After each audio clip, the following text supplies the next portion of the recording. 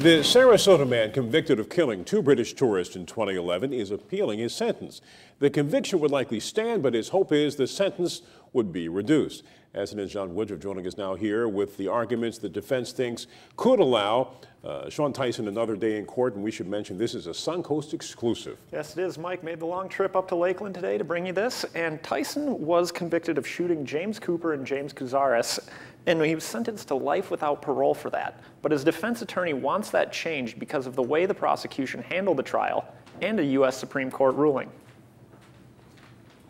Shawn Tyson is sitting in a jail cell, awaiting the results of his appeal hearing. Attorney Terrence Kehoe argues during his trial, the prosecution misled the jury and used improper evidence. The attempt here is to somehow tar Mr. Tyson as a one-man crime wave in Sarasota over the last 4 or 5 years. In 2012, Tyson was convicted of killing James Cooper and James Couzaris.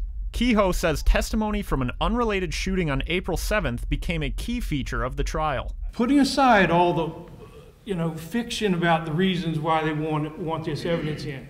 They want these people to think that he's a bad dude with a gun shooting at people. Their relevance is not just to the April 7th event, but to what happened the day of the crime, hours and minutes before the crime, following the murders, and the day after. We have no gun.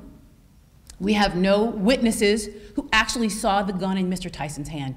And so what the state has had to do to address these murders is to forge links in a chain. Assistant Attorney General Cerise Taylor says during the initial trial, the jury wasn't misled, only given 2 strong reasons to convict Tyson. Whether you believe it is premeditation, whether you believe it is a felony murder, both of those things occurred. In the case of Miller versus the state of Alabama, the U.S. Supreme Court ruled that in a juvenile case, such as Tyson's, a mandatory sentence of life without parole is unconstitutional.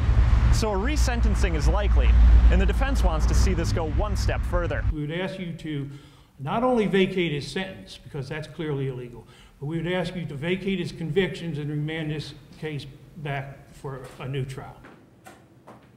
Now, the panel of judges will discuss the arguments made in court today and will decide within the next few weeks if Tyson will be coming back to the circuit court in Sarasota. All right, talking about a panel of judges, 3 on that panel. Does it need to be unanimous or a majority?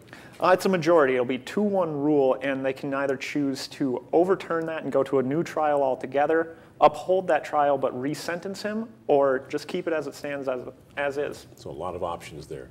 All right, John, thanks.